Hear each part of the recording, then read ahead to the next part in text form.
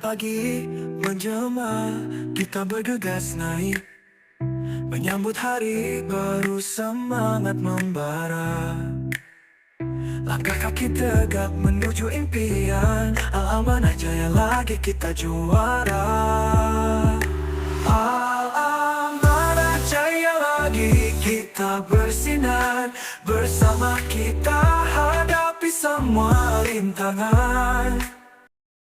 Assalamualaikum warahmatullahi wabarakatuh. Perkenalkan, saya Fahri. Saya Aji. Saya Arkan. Kami dari SDIT Al-Amanah Sunter Agung ingin mempresentasikan sebuah proyek Smart Village. Cekidot.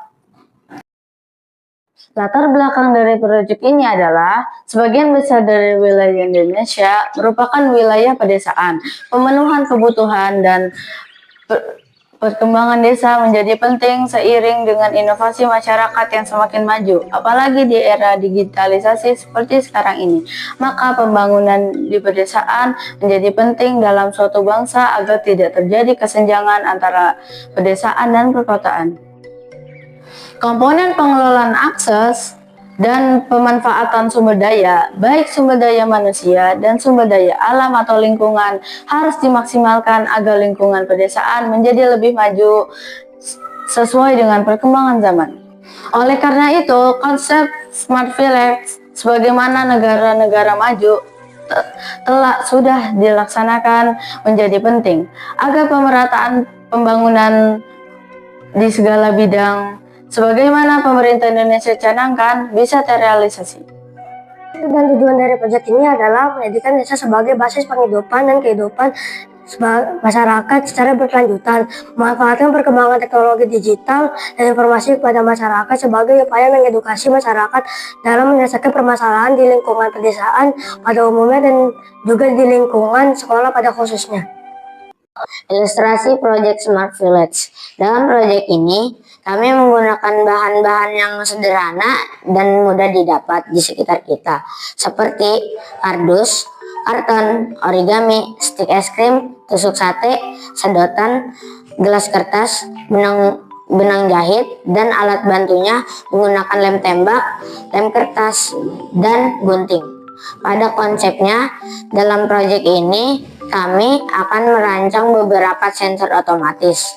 Harapnya agar di pedesaan nantinya dapat menanggulangi permasalahan umum seputar gejala alam secara mandiri hingga dampaknya tidak meluas. Di antara sensor yang kami buat adalah 1. Sensor infrared palang pintu masuk, bertujuan untuk memperketat keamanan desa dari orang asing atau orang yang ingin berbuat jahat. 2. Sensor banjir, bertujuan untuk memantau debit air ketika hujan atau air yang masuk ke pedesaan hingga apabila berpotensi banjir akan cepat terdeteksi dan warga desa bisa segera dievakuasi. 3. Sensor api, bertujuan untuk mendeteksi adanya api agar dapat memberikan pertolongan pertama berupa siraman air langsung ke objek yang terbakar sehingga kobaran api bisa segera padam. 4. Sensor cahaya, bertujuan untuk menghemat energi listrik pada siang hari agar lampu tidak menyala. Lampu secara otomatis hanya menyala pada malam hari. Cara kerja sensor. Smart door, sensor inframerah palang parkir, bahan-bahan.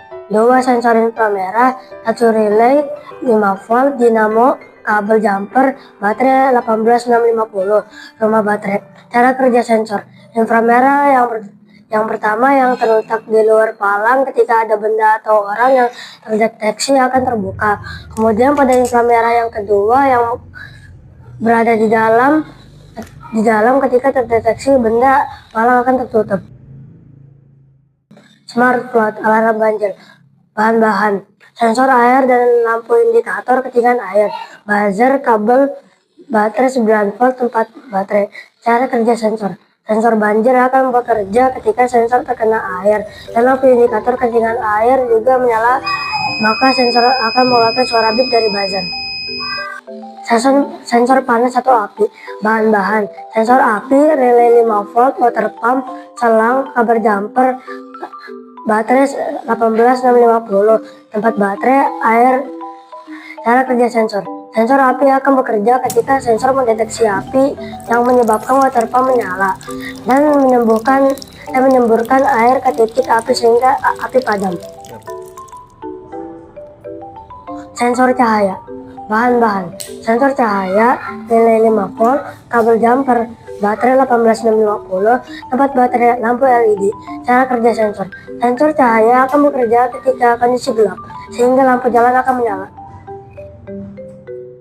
Bank sampah atau waste management merupakan tempat pengolahan sampah yang sudah dipilah berdasarkan jenisnya, yaitu tempat sampah organik, non-organik, dan B3, yang dapat mempermudah proses pengolahannya, sehingga dapat bermanfaat buat masyarakat desa.